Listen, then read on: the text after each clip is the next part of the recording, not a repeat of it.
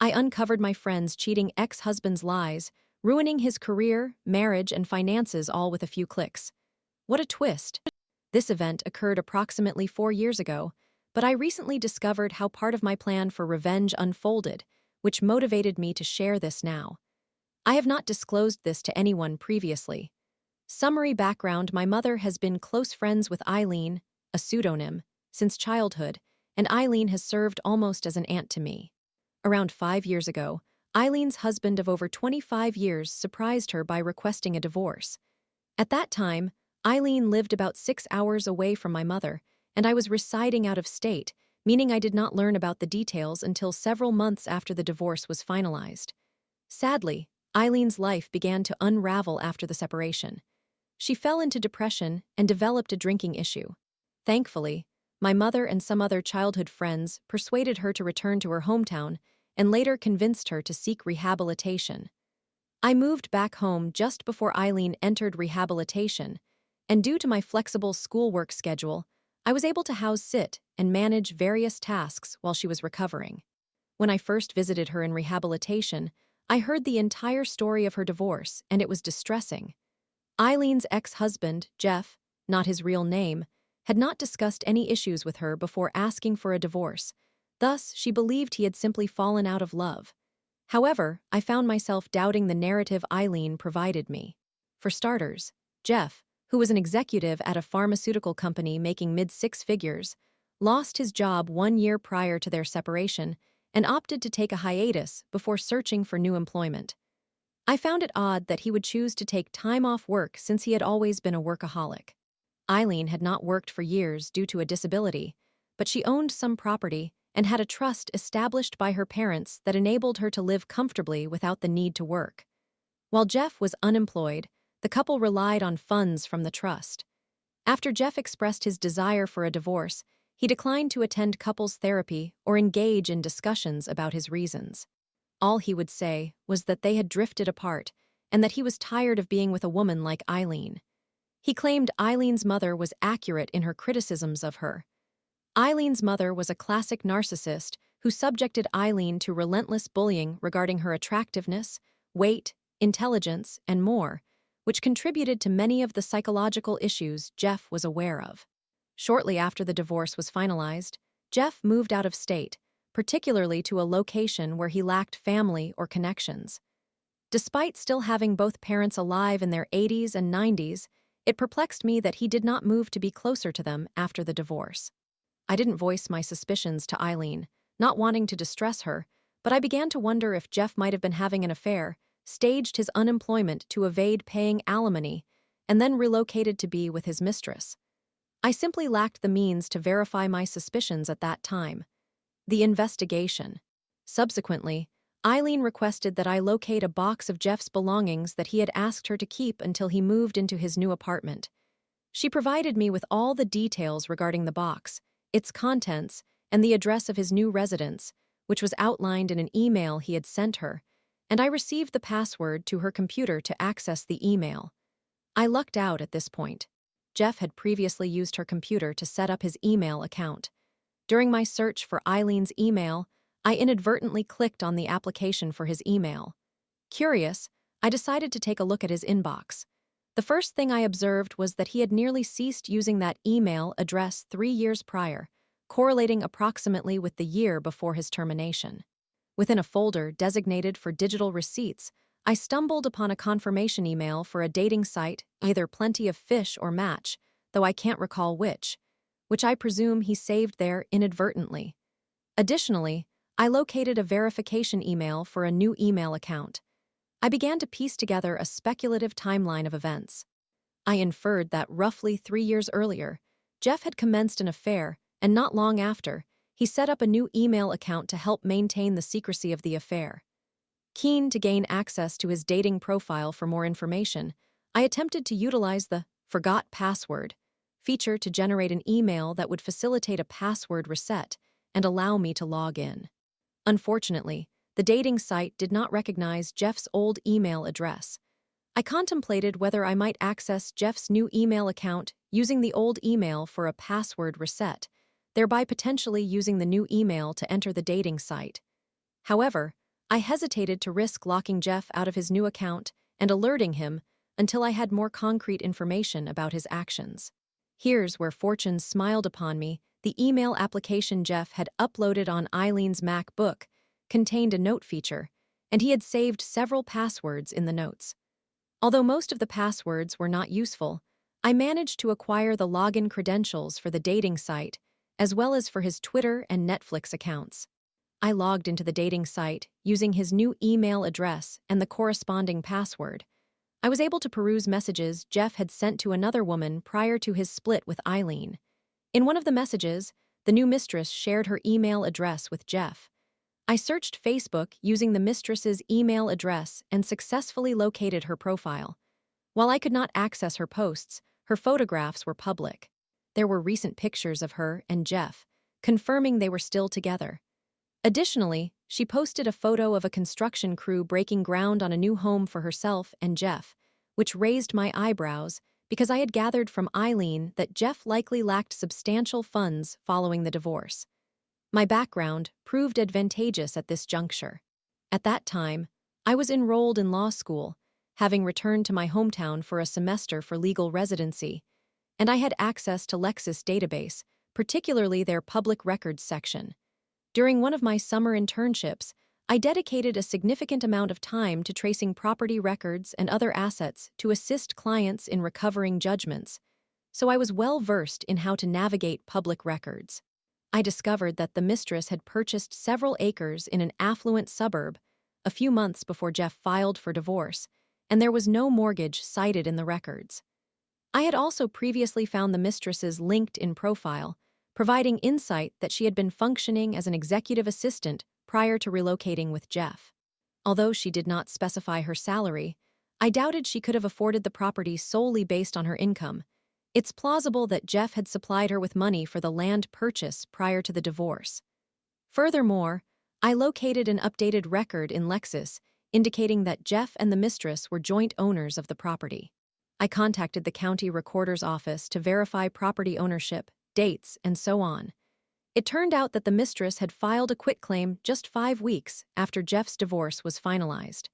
Still, I hesitated to attempt logging into Jeff's new email, opting instead to revisit his old email to see if there was anything else worth investigating before switching to the new account. I did not uncover anything new, but I noticed several passwords in his notes that were identical. Thus, I decided to try logging into his new email using the same password he had used for the dating site, considering that both accounts were likely created around the same time, making it probable that he had recycled a password. To my surprise, it worked. His new email account proved to be a treasure trove. As this narrative is already lengthy, I will list some of the significant findings. Jeff had not been terminated from his previous job. He had resigned and deceived Eileen. I discovered an email from his administrator inquiring about where to send his final paycheck and details pertaining to a farewell party. A series of emails between Jeff and a boat repair technician discussing a leak on one side of the sailboat near the engine compartment. The repairman was unable to identify the origin of the leak, but cautioned about current and future issues, such as mold and potential engine problems on that side. Correspondence between Jeff and a boat broker, which included the email address of potential buyers further along in the thread. An emailed report from the boat inspector that failed to mention the leak or any possible mold damage or potential harm to the engine. An exchange between Jeff and his contractor regarding modifications made to the new home's sunroom, discussing the differences between a 3-season and a 4-season sunroom and the construction needing recalibration to accommodate the weight of snow. Emails between Jeff and the mistress, revealing they had married. The mistress and Jeff maintained a shared calendar. Several flirtatious emails exchanged between Jeff and another woman.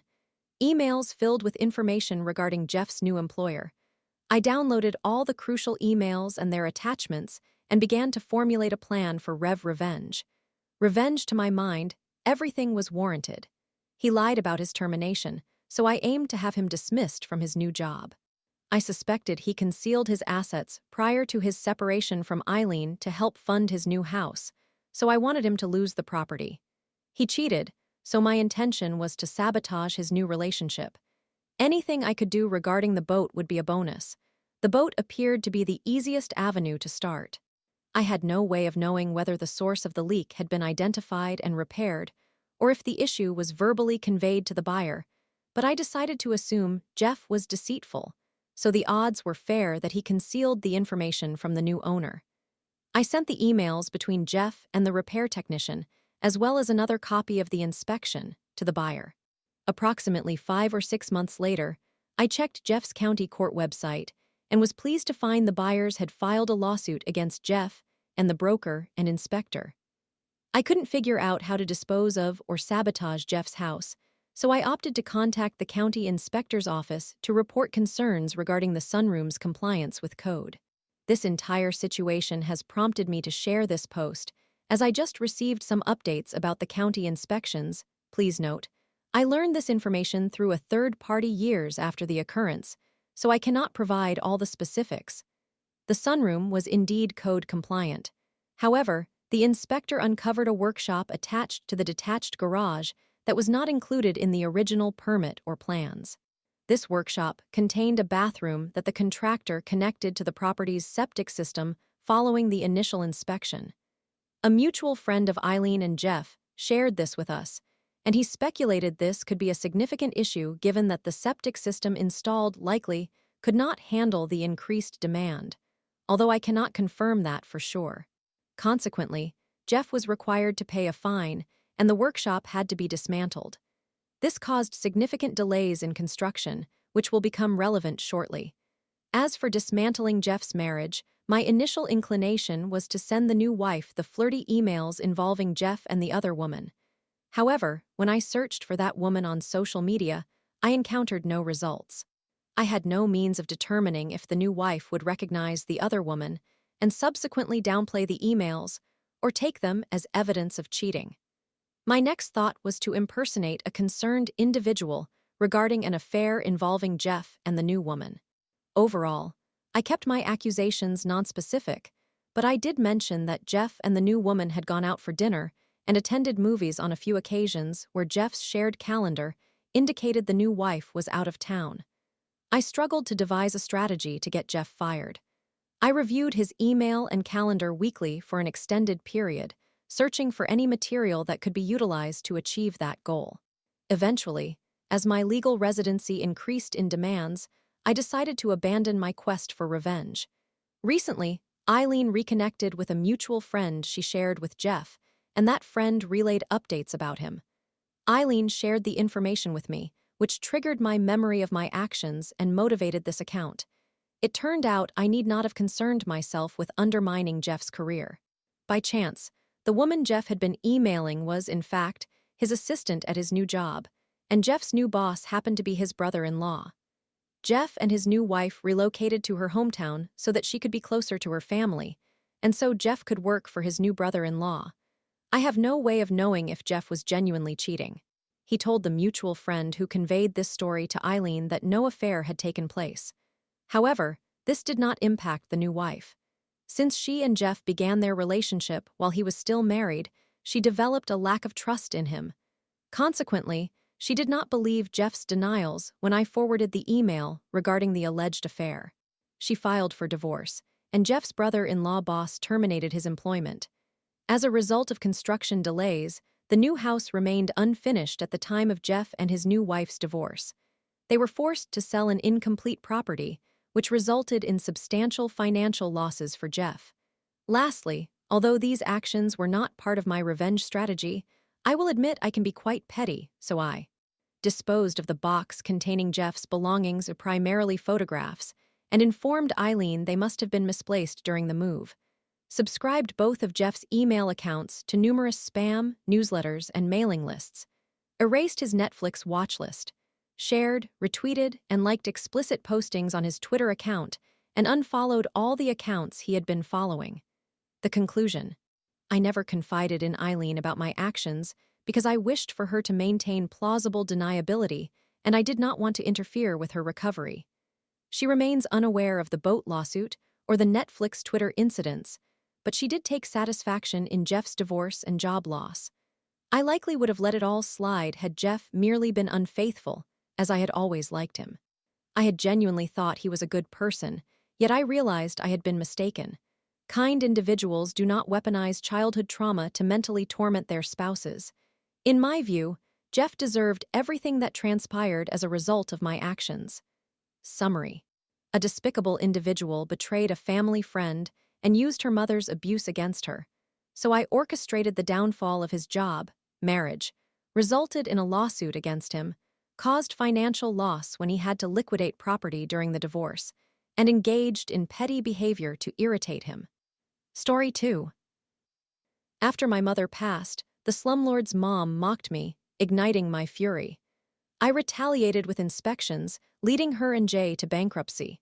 This could be quite a lengthy narrative, so I will do my best to condense where I can. My former spouse, Kate, and I relocated to an apartment in 2010. The building was a refurbished townhouse divided into 2 sections, each containing 2 apartments on the lower level and 2 on the upper level, with addresses ending in 126 and 128, respectively. I wasn't particularly fond of this apartment since it was the oldest residence I had ever inhabited, but I soon became accustomed to the sounds of the wood creaking at night. During our initial walkthrough, we noted that the only significant issue was a dip in the bathroom ceiling. Our landlord, Jay, assured us he would have it repaired as soon as possible. 1 year to the date of our move-in, a loud crash shook us awake at 4 a.m. The bathroom ceiling had collapsed, scattering tile and wood fragments across the floor and into the bathtub. Kate, normally the more assertive of the 2 of us, was relentless in trying to contact Jay throughout the day. By around 9 p.m., she finally reached him, explained the situation, and demanded an immediate fix. Jay responded angrily, declaring that his girlfriend was a lawyer and he was under no obligation to act. This infuriated me. I stepped outside to smoke and decided to call him myself. Adopting a calm demeanor, I listened as he initially attempted to relate to me as a bro, saying, "Dude, I'm going to send someone out there, but it might take a few weeks." When that failed, he began shouting about his girlfriend's legal knowledge. What he didn't realize was that I had studied tenant laws in my state. After he finished his rant, I calmly quoted the law, which stated that if an apartment was deemed unlivable, the landlord was responsible for covering the tenant's accommodation until repairs were completed, meaning he would have to pay for us to stay in a hotel of our choosing every night until the ceiling was mended. Jay attempted to claim that our upstairs neighbor Phil was the superintendent, but hesitated when he said he did not know if he could reach him that night. He put me on hold, only to return moments later and inform me that Phil and his girlfriend were out of town. I rang Phil's doorbell, asking him, with Jay on speakerphone, if he was the superintendent. Phil laughed and replied, "No." Frustrated, Jay promised to have someone out the next day, contradicting his previous statement that they were unavailable for at least 3 weeks. There is more to this incident, but it led to 2 conclusions. 1. If you intend to lie, ensure your story is consistent and that your victims do not communicate among themselves. 2. This sparked an ongoing conflict between Kate and myself against him and his mother, the original landlord, who transferred the property to Jay for profit. Fast forward 1 year. Jay stopped visiting the property, and his mother started handling maintenance. During this period, Kate and I were both laid off and relied on Social Security for food, healthcare, and housing assistance. We received approval for all 3 in April, but the check did not arrive until May. When our usual payment was missing from the landlord's mailbox, he promptly filed an eviction notice against us. On the day of the court hearing, he appeared without a lawyer. Here is a summary, or rather, a non-verbatim recounting of how the proceedings unfolded. Judge, does the defense have the means to pay within 90 days of non-payment? Us, yes, Your Honor. We presented paperwork proving we would be reimbursed for April and May. Judge, I see no issues here. They are abiding by the law. Why are we here, Jay? Your Honor, they have been harassing me. Judge, I am not concerned about that. If there are no legal violations, this case is dismissed. Needless to say, Jay and his mother were not pleased. Around this time, my life was chaotic. My mother, who had been fighting lung cancer for 4.5 years, unfortunately passed away in June. This coincided with Jay's mother coming around to seek payment. I told her that I would leave the check in the mailbox after we returned from the funeral home and requested that she respect my need to grieve. She began rubbing her fingers together as if playing an invisible violin. I will forever remember her response. "Oh, my mommy just died. Woe is me. She probably deserved it. I don't care if your whole family is gone, I want my payment." She grinned triumphantly at her own words. I was filled with anger, my heart racing. I went inside, retrieved the check, and handed it to her, utterly stunned that someone could be so callous. She had finally pressed a button that very few had come close to pushing throughout my life. In my fury, I plotted my revenge. We had been warned that if a health inspector ever visited, we should not open the door. I waited until August, since that was the month before our lease was set to expire, and I knew they would not renew it. I walked to town hall to request a health inspection of our property, which was scheduled for several days later. Several key points are pertinent here. 1. I had friendly relationships with all the tenants. Phil had moved out with his fiancée, but the new resident was an equally cool young woman named Danny. Tom and Hannah, who had lived on the other side of the ground floor, moved out in July, and Jay was still trying to find a replacement. Rose, in the upper right apartment, wanted to remain uninvolved. 2. I secured permission and a spare key from Danny to grant the inspector access to her unit, while I planned to let him into the now vacant Tom's apartment via the back staircase on the right side. 3. I also knew that Danny would be moving out in September, just a month after Kate and I departed. The inspection itself was magnificent. The inspector first examined the exterior of the house, noting exposed wires, an old empty dryer, and various debris littering the backyard.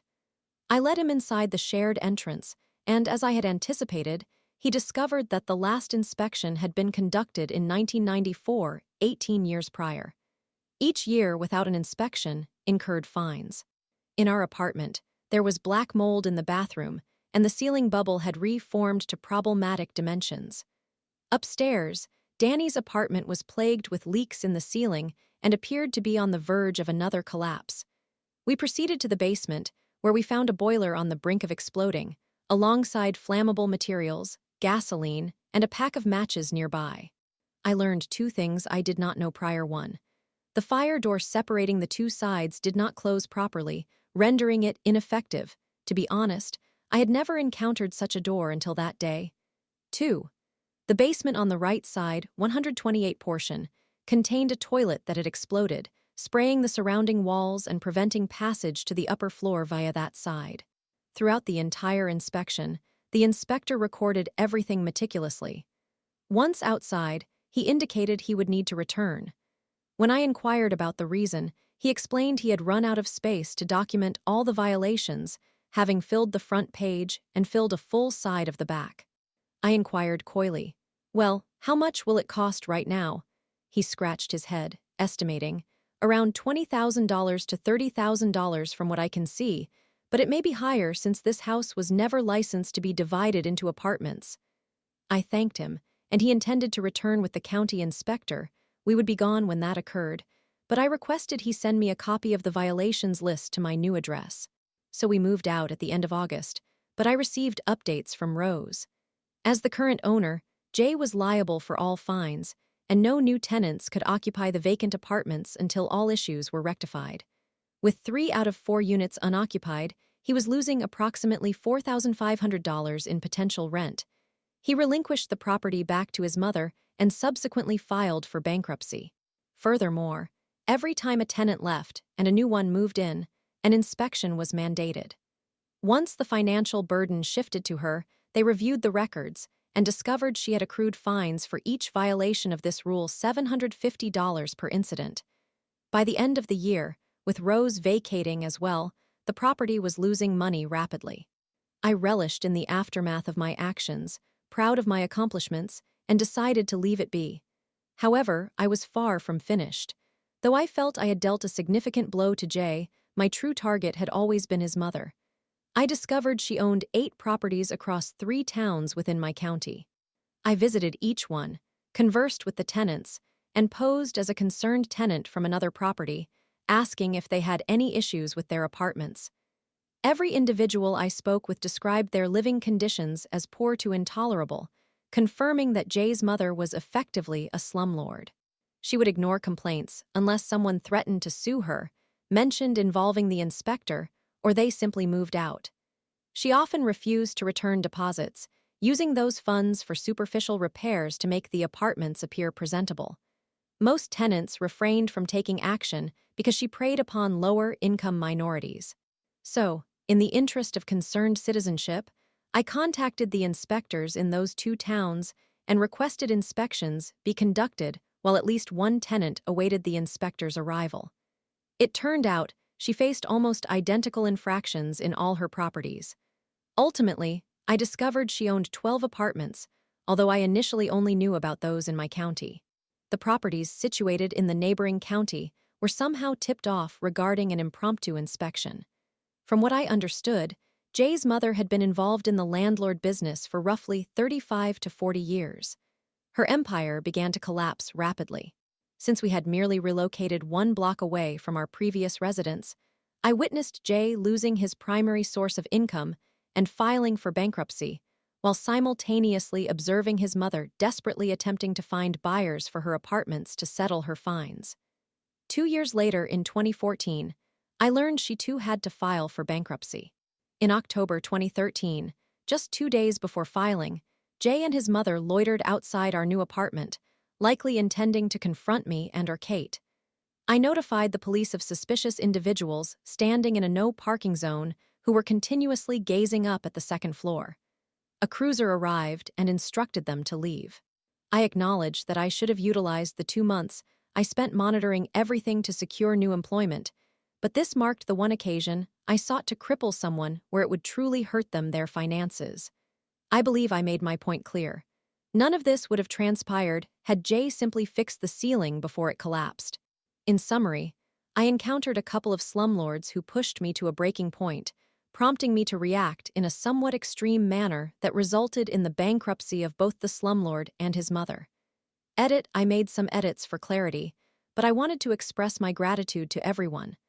I never anticipated receiving anything beyond a few hundred likes for my post. I'm particularly thankful to those who awarded me. Thank you so much. I wanted to clarify a few points that many have commented on. 1. I have always been taught to utilize wit rather than physical altercations. Her remark was a low blow, and I was still reeling from the shock of my mother's passing while simultaneously writing a eulogy and creating 2 memory boards. Her comment caught me completely off guard, and my reaction was more a form of disassociation. Had it been after the funeral, I might have lost control and physically confronted her. 2. Why did I not confront them when they camped outside my new address?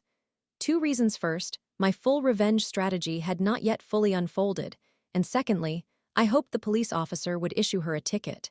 Every little bit of financial pain would lessen her resources, making her aware that I was the cause. 3. Did they know I was behind this? Yes, they did. I called Jay about getting my deposit back after 90 days had elapsed, as tenants must do. I was aware he would likely refuse. Before we moved out, I documented the condition of every room with photos. I also had a friend, Justin, do the same. I further involved the inspector to take photographs, demonstrating that we had caused no significant damage. When Jay accused us of damaging the walls, I responded, "That is not what the inspector said." He promptly hung up and blocked me. While I lost the deposit, I still considered it worth it. 4. On a more petty note, before we moved out, I would place a sign on the front lawn advertising an available apartment, Tom and Hannah's, with his phone number. Every night, I would modify the last 2 digits with a marker. It was noticeable during the day, but for drivers passing by, it was less obvious. Every few days, he would replace the sign, but by the following morning, my altered number would reappear. Even after we had left, Jay continued not to take the "cannot rent until building is up to code" seriously, so he persisted in posting signs.